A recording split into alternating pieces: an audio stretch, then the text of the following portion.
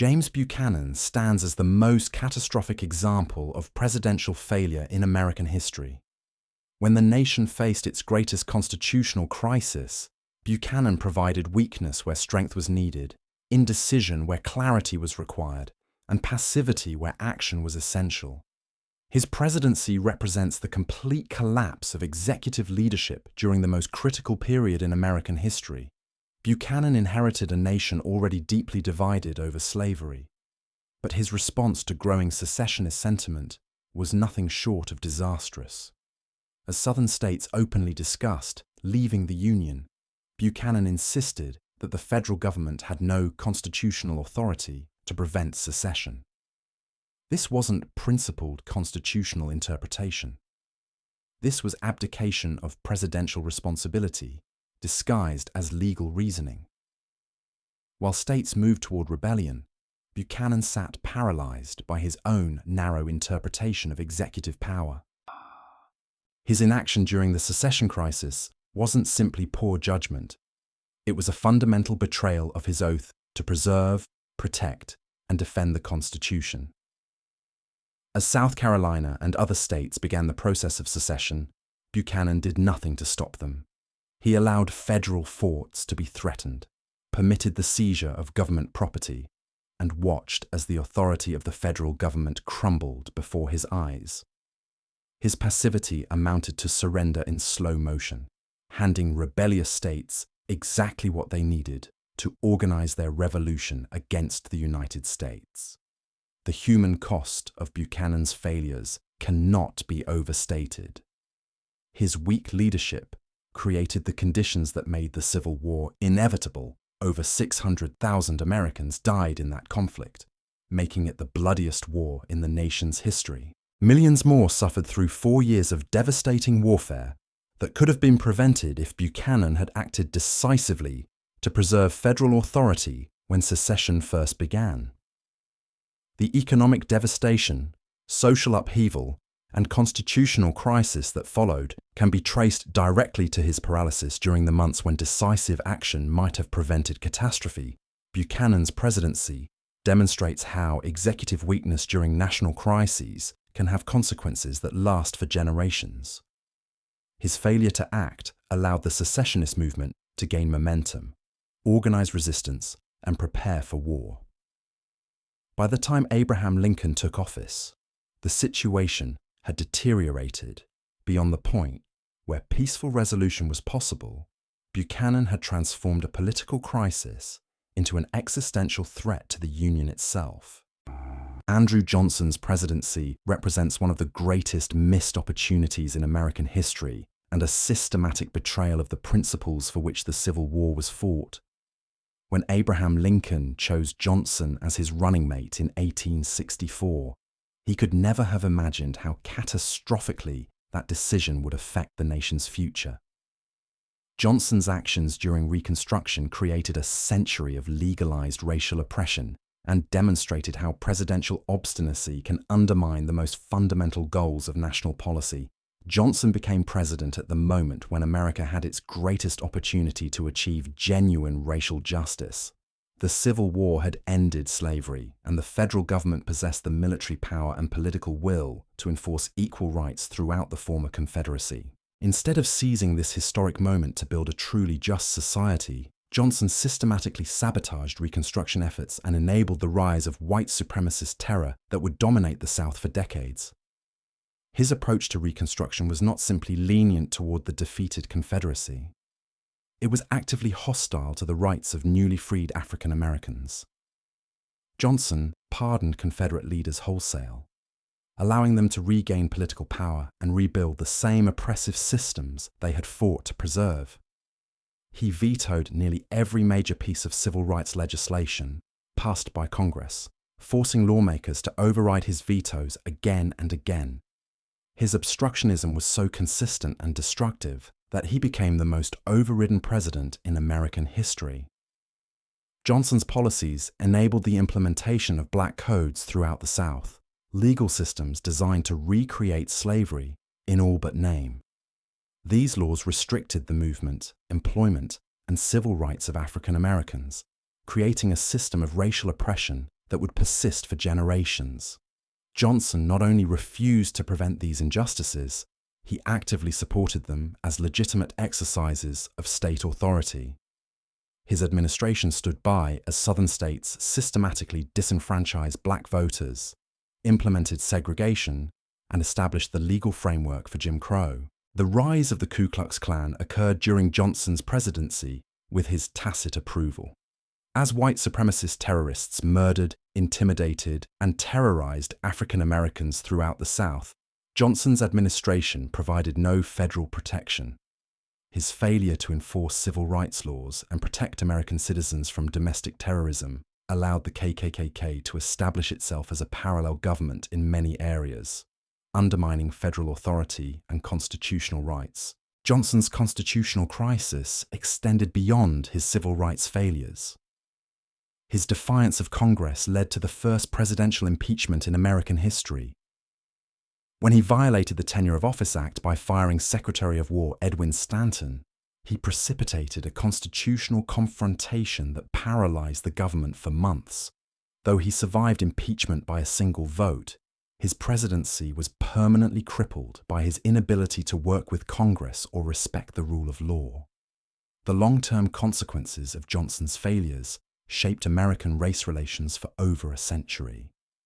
His sabotage of Reconstruction allowed the South to implement a system of legal segregation and racial terrorism that wouldn't be fully dismantled until the civil rights movement of the 1960s. The economic, social, and political oppression that African Americans endured during this period can be traced directly to Johnson's refusal to enforce the equality that the Civil War had supposedly secured. Benedict Arnold's betrayal represents the most shocking act of treason in American history and demonstrates how personal grievances and financial desperation can transform a patriot into a traitor. Arnold's defection to the British was particularly devastating because he had been one of America's most effective military commanders, making his betrayal a strategic disaster as well as a moral catastrophe. Arnold's early military career established him as one of the Continental Army's most brilliant and courageous officers. He played crucial roles in the capture of Fort Ticonderoga and the invasion of Canada. His leadership during the Saratoga campaign was instrumental in the decisive victory that convinced France to enter the war on America's side. Arnold was exactly the type of dynamic, aggressive commander that the struggling Continental Army desperately needed. During the early years of the Revolution, his transformation from hero to traitor began with a series of personal and financial grievances that festered into resentment against the cause he had served so effectively. Arnold felt that his contributions had been underappreciated by Congress and his fellow officers. He believed he had been passed over for promotions and commands that he deserved. His marriage to Peggy Shippen, who came from a Loyalist family, further influenced his growing disillusionment with the American cause. Financial desperation accelerated Arnold's descent into treason. His extravagant lifestyle and poor business decisions had left him deeply in debt. The possibility of British gold offered a solution to his financial problems that proved too tempting to resist. Arnold began secret negotiations with British intelligence, offering to provide military information in exchange for money and a commission in the British Army. The scope of Arnold's betrayal extended far beyond simple intelligence gathering. He actively worked to sabotage American military operations, providing the British with detailed information about troop movements, defensive positions, and strategic plans. His most ambitious act of treason involved his attempt to surrender West Point, the key fortress controlling the Hudson River, to the British for £20,000. Had this plot succeeded, it would have effectively cut the American colonies in half and potentially ended the Revolution. Arnold's treason was discovered only by accident, when British intelligence officer John Andre was captured carrying incriminating documents. The revelation of Arnold's betrayal sent shockwaves through the Continental Army and American society. Here was one of their most celebrated generals, a man who had shed his blood for American independence, revealed as a traitor willing to sell out his country for British gold. The psychological impact of Arnold's betrayal cannot be overstated. His treason called into question the loyalty of other American officers and created suspicion and paranoia within the Continental Army. If Benedict Arnold could betray the cause, who else might be secretly working for the enemy? His defection damaged morale at a critical moment when American forces were struggling to maintain their fight for independence. Arnold's post-defection career as a British officer was marked by particular cruelty toward his former comrades. He led British raids against American positions with a viciousness that exceeded normal military conduct. His attack on New London, Connecticut, resulted in unnecessary destruction and civilian casualties that demonstrated his complete transformation from American patriot to enemy combatant. The legacy of Arnold's treason extends far beyond the Revolutionary War period. His name became synonymous with betrayal in American culture, a symbol of how personal weakness and moral corruption can transform loyalty into treachery. The phrase Benedict Arnold entered the American lexicon as the ultimate expression of traitorous behavior, ensuring that his infamy would outlast any memory of his early heroism. Ism. Aaron Burr's career represents a masterclass in how personal ambition and reckless behavior can destroy both individual reputation and national stability. His dual legacy as both a sitting vice president who committed murder and an alleged traitor who conspired against his own country makes him unique among American political figures. Burr's actions demonstrated how elite political leaders could pursue their personal vendettas and grandiose schemes without regard for the devastating consequences to American institutions. The Burr-Hamilton duel of 1804 wasn't simply a tragic confrontation between political rivals. It was the culmination of years of bitter animosity that reflected the deep ideological divisions threatening the young republic. Hamilton had repeatedly questioned Burr's character and fitness for office, viewing him as an unprincipled opportunist who would sacrifice any principle for personal advancement. These accusations weren't merely political attacks. They were accurate assessments of Burr's character that would prove prophetic in the years following the duel. When Burr shot Hamilton on the dueling grounds of Weehawken, he wasn't just killing a political opponent. He was murdering one of the founding fathers, a man whose financial genius had established the nation's economic foundation. Hamilton's death deprived America of one of its most brilliant minds at a time when the country desperately needed experienced leadership. The duel effectively ended Burr's political career, making him a pariah in respectable society and forcing him to seek redemption through increasingly desperate schemes. Burr's alleged conspiracy represents one of the most mysterious and potentially treasonous plots in early American history. Facing political exile after the Hamilton duel, Burr began developing grandiose plans for military adventure in the Western Territories. His exact intentions remain unclear, but the evidence suggests he was plotting either to detach Western Territories from the United States or to launch an unauthorized invasion of Spanish-controlled Mexico. Either scheme would have constituted treason against the United States. The conspiracy revealed Burr's willingness to collaborate with foreign powers against American interests. His communications with British officials suggested he was prepared to accept foreign assistance for his Western schemes. This represented the same type of treacherous collaboration that had made Benedict Arnold infamous, demonstrating that Burr was willing to betray his country's sovereignty for personal gain. His negotiations with foreign agents showed a complete disregard for American independence and territorial integrity. Burr's trial for treason in 1807 became a constitutional crisis that tested the limits of federal power and judicial authority. Chief Justice John Marshall's strict interpretation of the treason clause ultimately led to Burr's acquittal, but the trial revealed the dangerous ambitions that had motivated his Western conspiracy. The prosecution's case, while legally insufficient, demonstrated that Burr had indeed been plotting against American interests and collaborating with foreign powers to achieve his personal goals.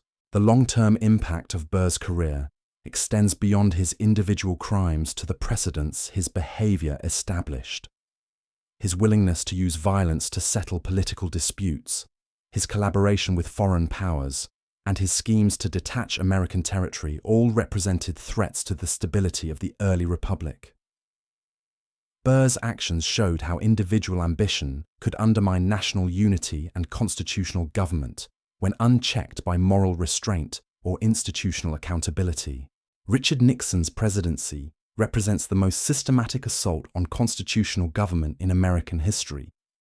His administration transformed the presidency from the nation's highest office into the headquarters of a criminal enterprise dedicated to maintaining power through illegal surveillance, political sabotage, and obstruction of justice. Nixon's crimes weren't simply political mistakes or ethical lapses. They were deliberate attacks on the democratic process that fundamentally corrupted the relationship between the government and the American people. The Watergate break-in was merely the visible tip of a massive iceberg of criminal activity that extended throughout Nixon's administration. His operatives had been conducting illegal surveillance, burglary, and political sabotage for years before the Democratic headquarters break-in exposed their activities. The Committee to Re-elect the President operated as a criminal organization that used federal resources and presidential authority to commit crimes against political opponents and American citizens. Nixon's response to the Watergate investigation revealed the full extent of his contempt for constitutional government. Rather than cooperating with legitimate congressional oversight, he engaged in systematic obstruction of justice that included destroying evidence, bribing witnesses, and using executive privilege to conceal criminal activity. His administration's cover-up efforts were more extensive and damaging than the original crimes, demonstrating a complete disregard for the rule of law and constitutional accountability. The abuse of federal agencies under Nixon's direction established dangerous precedents for presidential power that threatened the foundations of American democracy. He used the FBI, CIA, and IRS as weapons against political opponents, transforming law enforcement and intelligence agencies into instruments of political persecution. This corruption of federal institutions violated the most basic principles of constitutional government and created a climate of fear and suspicion that undermined public confidence in government. Nixon's paranoid management style created an administration characterized by secrecy, criminality, and contempt for democratic norms. His inner circle operated with complete disregard for legal and ethical constraints, viewing political opposition as treason and constitutional oversight as enemy action. This atmosphere encouraged the type of criminal behavior that ultimately destroyed his presidency and severely damaged American institutions. The constitutional crisis precipitated by Nixon's crimes forced Congress to begin impeachment proceedings and ultimately led to his unprecedented resignation from the presidency. His departure from office was necessary to preserve constitutional government, but the damage he inflicted on American institutions lasted far beyond his tenure. Nixon's presidency demonstrated how executive power could be systematically abused to undermine the very system it was supposed to protect. Warren Harding's administration represents the complete collapse of ethical government and the transformation of federal offices into instruments of personal enrichment. His presidency wasn't simply marked by isolated incidents of corruption. It was characterized by systematic looting of government resources by officials who viewed public service as an opportunity for private gain. Harding's failures as a leader created an environment where corruption flourished unchecked and government resources were systematically plundered. The Teapot Dome scandal epitomized the type of systematic corruption that characterized Harding's administration. Secretary of the Interior Albert Fall's acceptance of bribes from oil companies in exchange for drilling rights on federal land represented a direct betrayal of the public trust. This wasn't simply poor judgment or ethical lapse. It was criminal behavior that converted public resources into private wealth through bribery and conspiracy. Harding's personal acknowledgement of his own unfitness for office makes his presidency particularly tragic. His recognition that he lacked the talents necessary for presidential leadership should have prevented his nomination. But Republican Party bosses selected him precisely because he was malleable and unlikely to interfere with their interests. This cynical approach to presidential selection placed personal and party interests above national welfare. The broader pattern of corruption during Harding's administration extended far beyond individual scandals to encompass systematic abuse of federal resources and authority. His appointees treated government positions as opportunities for personal enrichment rather than public service. This created a culture of corruption that undermined public confidence in government and established precedents for the type of crony capitalism that would plague American politics for decades. Harding's failure to exercise proper oversight of his administration enabled corruption to flourish unchecked throughout the federal government. His trusting nature and hands-off management style allowed corrupt officials to operate with impunity, converting public resources into private wealth through a variety of illegal schemes. This systematic failure of presidential leadership created an environment where corruption became normalized and expected. The legacy of Harding's presidency extends beyond individual acts of corruption to encompass broader questions about the relationship between government and private interests. His administration's willingness to sell government resources to private interests for personal gain established dangerous precedents for the commercialization of public authority.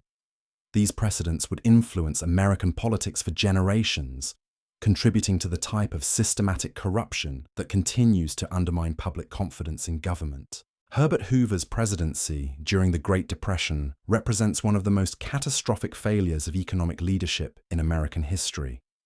His ideological rigidity in the face of unprecedented economic collapse demonstrated how adherence to failed theories can cause immense human suffering. When flexible, pragmatic leadership is most needed, Hoover's response to the Depression wasn't simply inadequate, it was actively harmful, prolonging and deepening the economic crisis through policies that prioritized theoretical consistency over human welfare.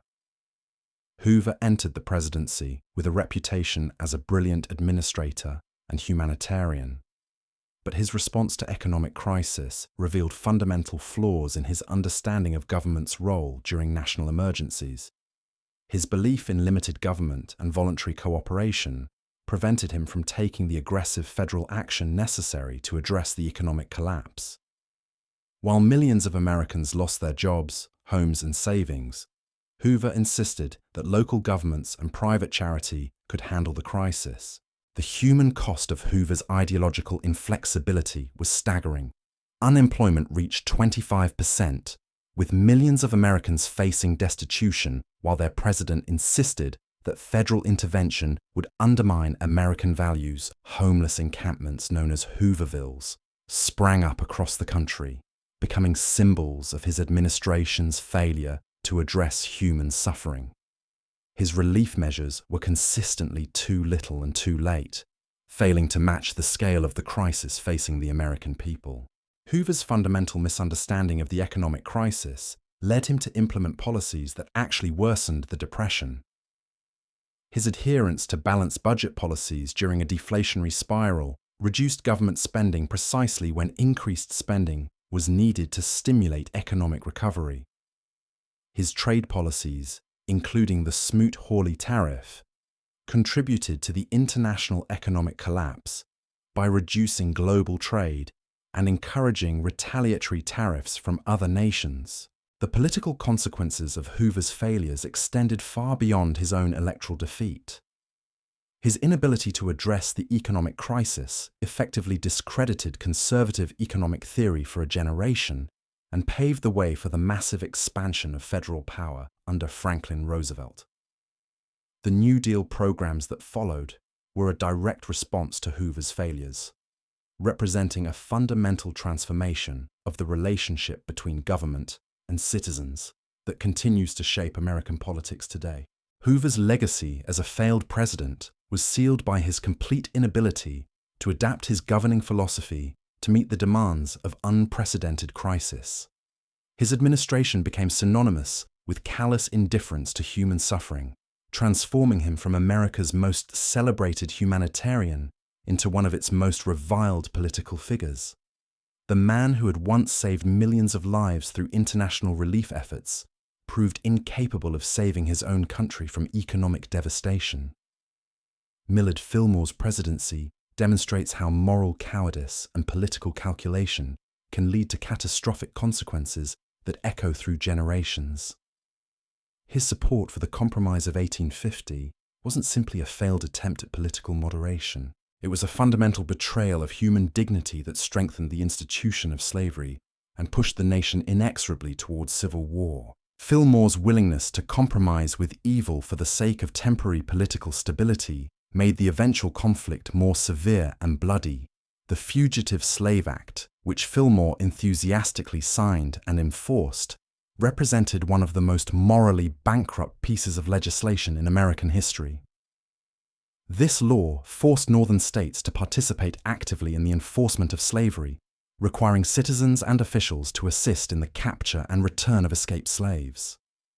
The law created a system of bounties that encouraged kidnapping and false accusations, putting every African American in the North at risk of enslavement, regardless of their actual legal status. Fillmore's enforcement of the Fugitive Slave Act transformed the federal government into an active participant in human trafficking. Federal marshals and commissioners were empowered to compel ordinary citizens to assist in slave catching, making every American complicit in the system of bondage.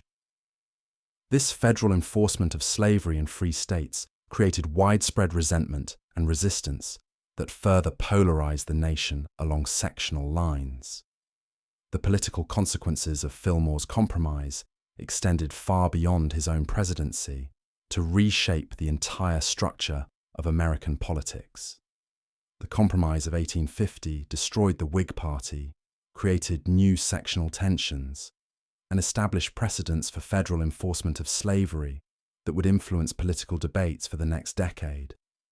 His willingness to use federal power to enforce slavery demonstrated how political compromise could actually accelerate rather than prevent national crisis.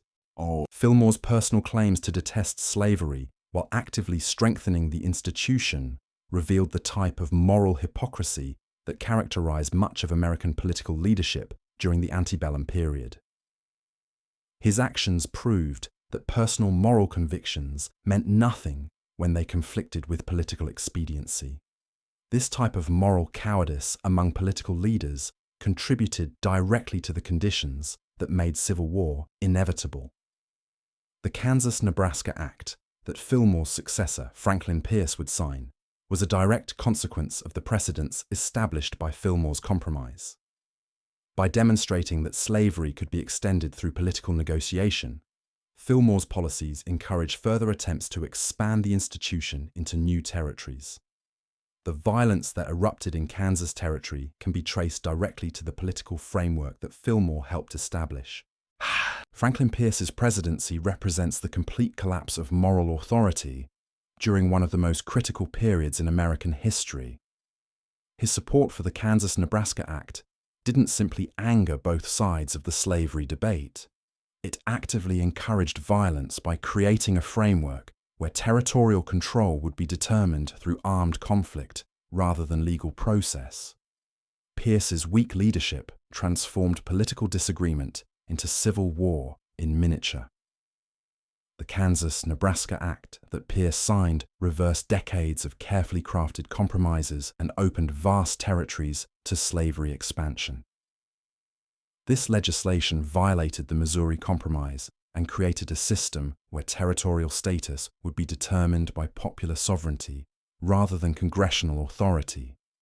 The practical effect was to encourage both pro-slavery and anti-slavery settlers to flood Kansas Territory, in preparation for what everyone understood would be a violent struggle for control. Bleeding Kansas became the inevitable result of Pierce's failure to provide moral leadership during a national crisis.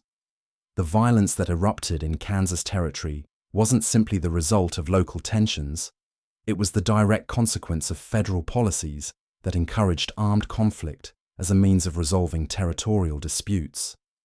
Pierce's administration watched helplessly as Kansas became a battleground where Americans killed other Americans over the future of slavery. Pierce's personal scandals added to his reputation as a president who brought chaos and poor judgment to every aspect of his administration. His arrest for allegedly running over a woman with his horse while in office became symbolic of his reckless approach to leadership.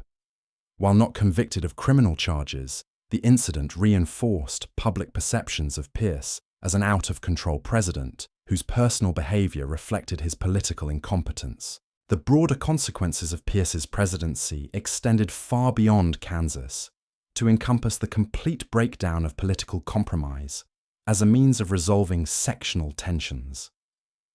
His policies demonstrated that attempts to appease both sides of the slavery debate would only encourage further violence and extremism. The failure of popular sovereignty in Kansas proved that some moral questions could not be resolved through democratic processes when one side was fundamentally committed to human bondage. Pierce's legacy as one of America's worst presidents was sealed by his complete inability to understand the moral dimensions of the slavery crisis. His treatment of the expansion of human bondage as a mere political issue, rather than a fundamental question of human rights, revealed the type of moral blindness that characterized much of American political leadership during the 1850s. His presidency proved that technical competence and political experience meant nothing without the moral courage to confront evil. John Tyler's presidency represents the dangers of political opportunism and ideological inconsistency during periods when national unity is essential for addressing major challenges. His immediate betrayal of the Whig Party platform that had elected him created a constitutional crisis that paralyzed the federal government and prevented meaningful progress on the nation's most pressing problems. Tyler's political treachery demonstrated how personal ambition could undermine democratic governance when unchecked by party loyalty or ideological consistency. Tyler's assumption of the presidency following William Henry Harrison's death created unprecedented constitutional questions about vice presidential succession. His insistence on claiming full presidential powers rather than serving as acting president established important precedents, but his immediate abandonment of Whig policies squandered any legitimacy these precedents might have provided. His betrayal of the party that had elected him left him politically isolated and institutionally powerless. The systematic vetoing of Whig legislation that Tyler undertook represented more than policy disagreement. It was a fundamental betrayal of the democratic process that had brought him to power. Voters had elected the Harrison-Tyler ticket based on specific policy commitments that Tyler immediately abandoned upon assuming office. His vetoes of national bank legislation, protective tariffs, and internal improvement projects blocked the entire Whig agenda and paralyzed the government. Tyler's expulsion from the Whig Party was unprecedented in American political history, creating a situation where a sitting president had no party affiliation or institutional support. This political isolation made effective governance impossible and reduced his administration to a series of defensive actions designed to preserve his personal position rather than advance national interests. His presidency became a case study in how political betrayal could render executive leadership completely ineffective. The long-term consequences of Tyler's presidency extended beyond his own administration to influence the development of American political institutions. His precedents regarding vice presidential succession were valuable, but his demonstration of how personal treachery could paralyze government created lasting concerns about the stability of democratic institutions.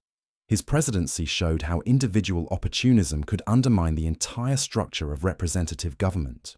Tyler's later support for the Confederacy during the Civil War completed his transformation from failed president to active traitor.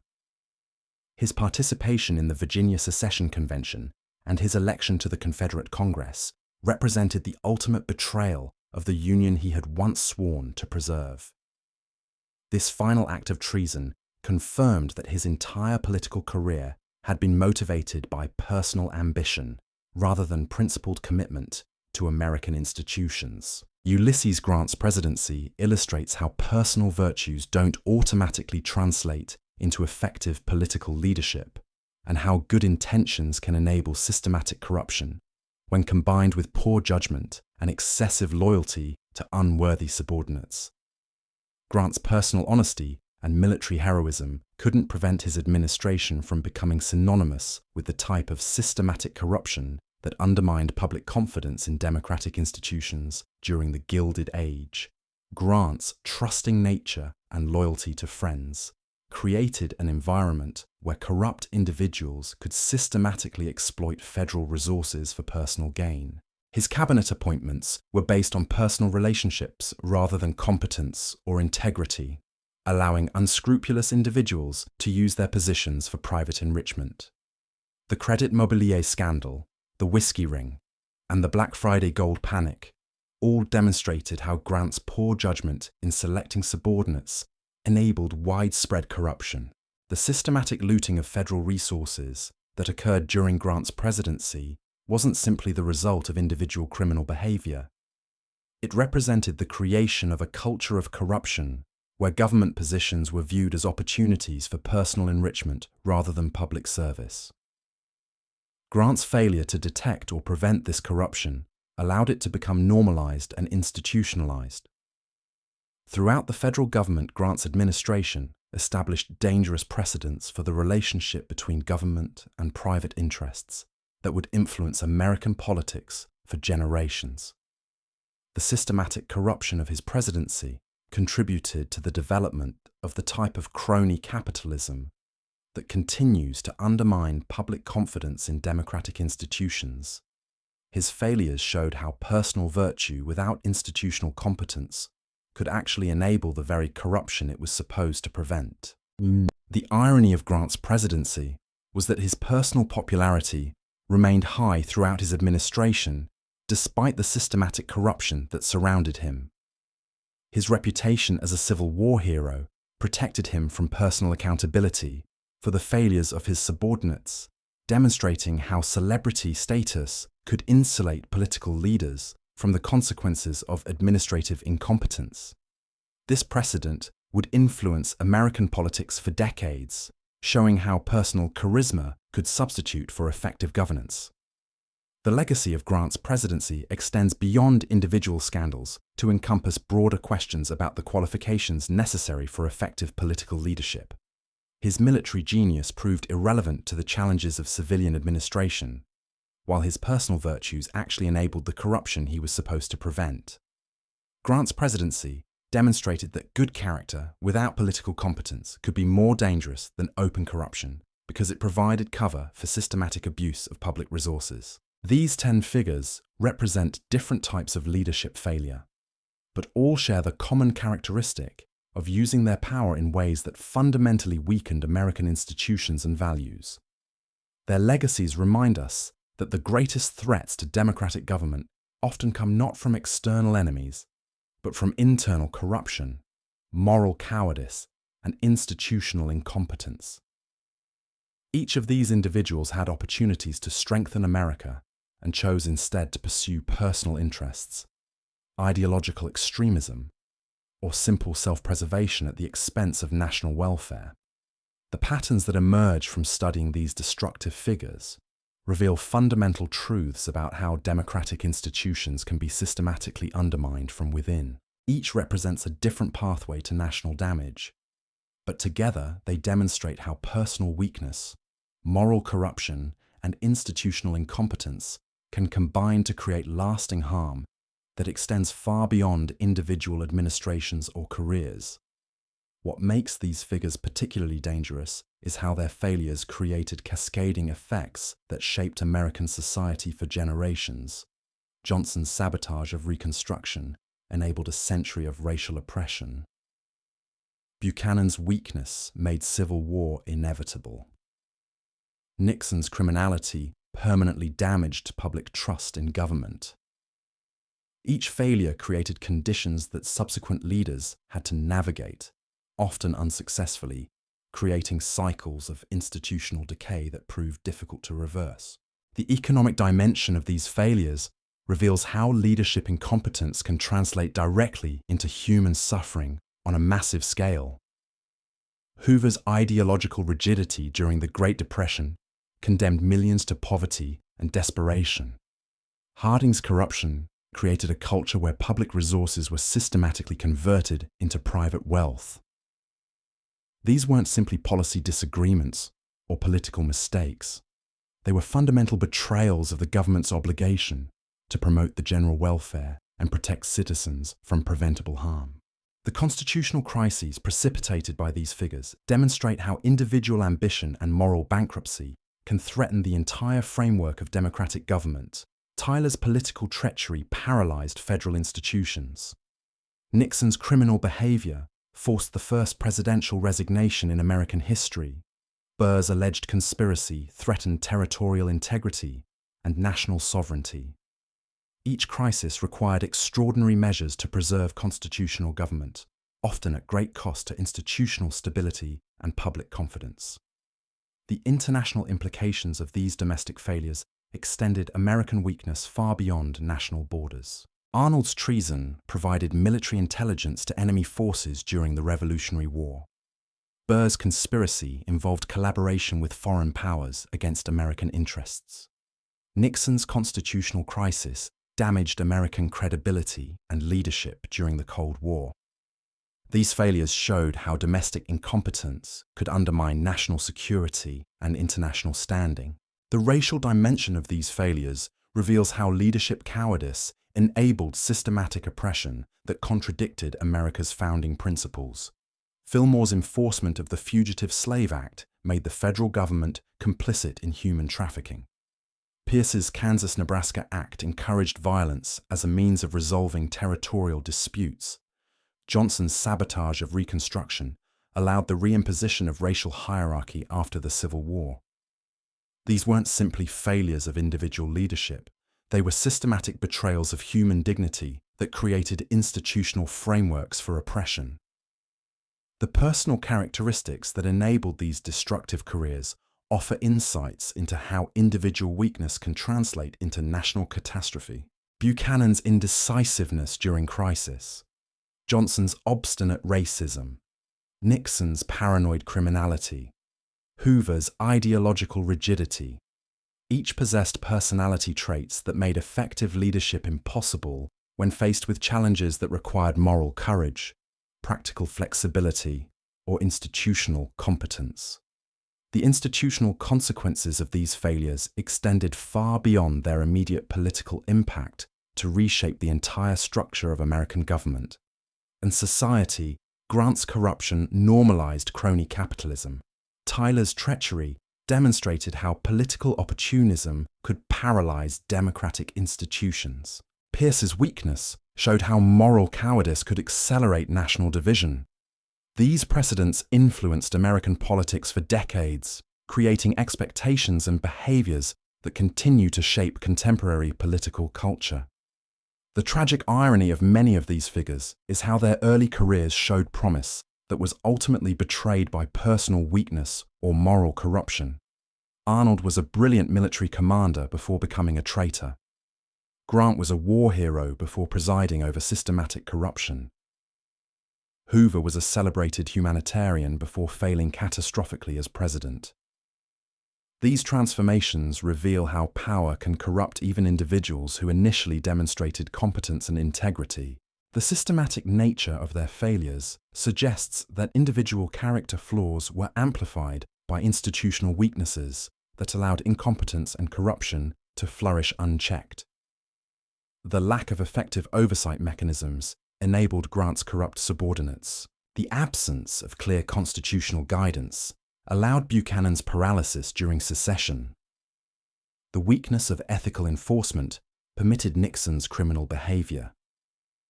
These institutional failures created environments where individual weakness could produce national catastrophe.